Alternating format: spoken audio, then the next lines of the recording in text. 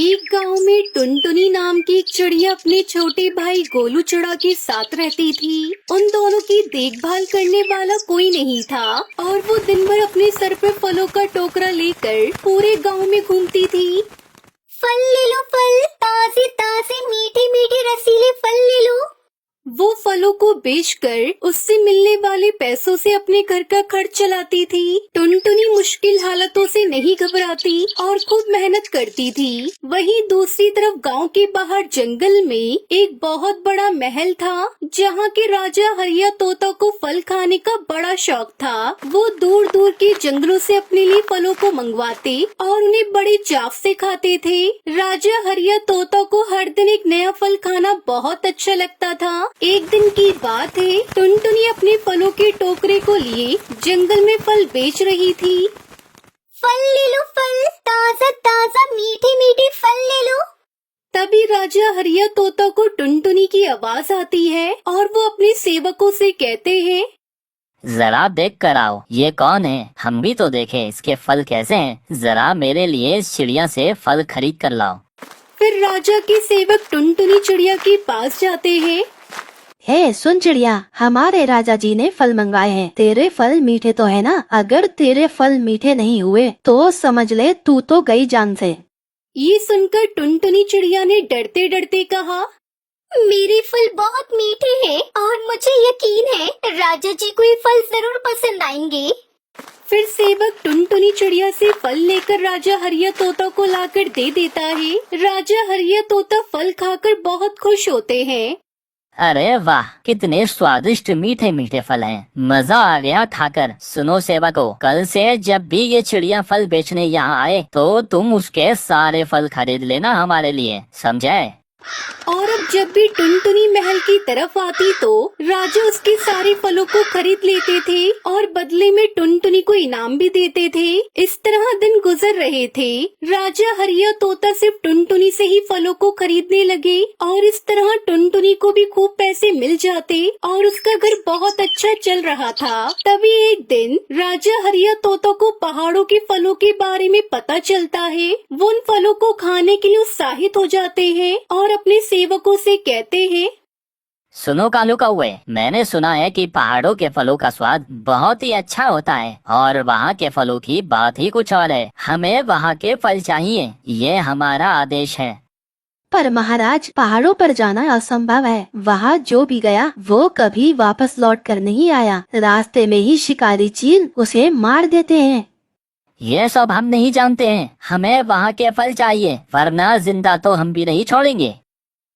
ये सुनकर वो सब सेवक डर जाते हैं। तभी कालू कौवे को टुनटुनी चिड़िया का ख्याल आता है और वो अपने साथी पक्षियों से कहता है, सुनो साथियों, मेरे पास एक उपाय है। हम क्यों न टुनटुनी चिड़िया को फल लेने के लिए पहाड़ों पर भेजें। अगर वो फल ले आई तो हम महाराज को दे देंगे। वो हमसे बहुत खुश होंगे।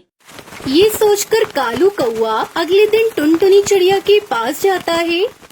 सुनो टुनटुनी चिड़िया, महाराज का आदेश है, तुम्हें उनके लिए पहाड़ों से फल लेकर आने होंगे, नहीं तो वो तुम्हें मार देंगे। मगर पहाड़ों पर जाना तो असंभव है। मैं भला वहाँ कैसे जा सकती हूँ? ये सब हम नहीं जानते। तुझे तो वहाँ जाना ही होगा, वरना महाराज तुझे फांसी पर लटका देंगे। राजा हरिया तोता के इस आदेश के बारे में सोचकर टुनटुनी बहुत दुखी होती है। वहाँ जाने का मतलब है कि मौत के मुंह में जाना। हे भगवान, मैं वहाँ कैसे जाऊंगी? अगर मुझे कुछ हो गया तो मेरे छोटे भाई का क्या होगा?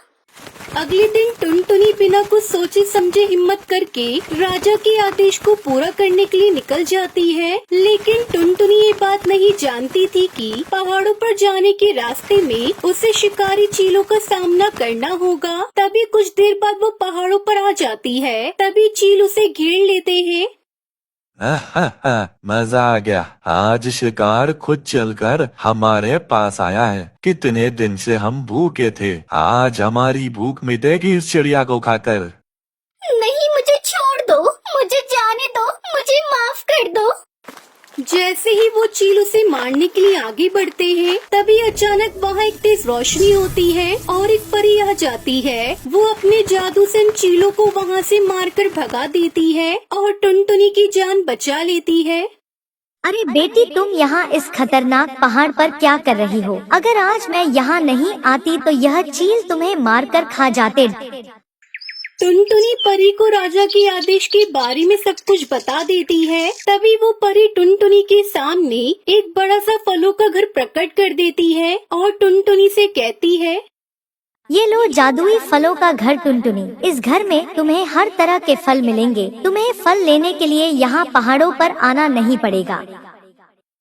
आपका बहुत बहुत शुक्रिया परी, आपने मेरी सारी मुसीबतें दूर कर दी।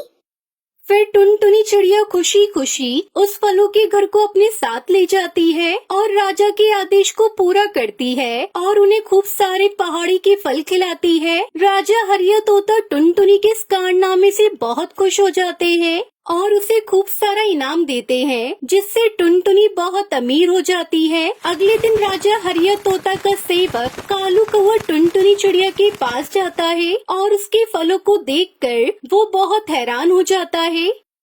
अरे टुनटुनी, ये इतना बड़ा फलों का घर तुम्हारे पास कहाँ से आया है? बताओ मुझे। टुनटुनी चिड़िया कालू कौवे को सारी बात बताती है। ये सुनकर कालू कौवे को लालच आ जाता है।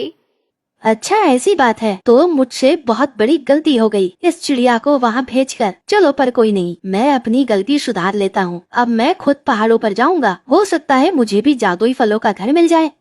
ये कहकर कालू कौवा पहाड़ों पर वो फलों का घर लेने के लिए चला जाता है, लेकिन उसे रास्ते में जालिम चीलों का झुंड मिल जाता है। मजा आ गया। आज तो शिकार खुद चलकर हमारे पास आया है। आज तो दोस्तों दावत है, हमारी दावत।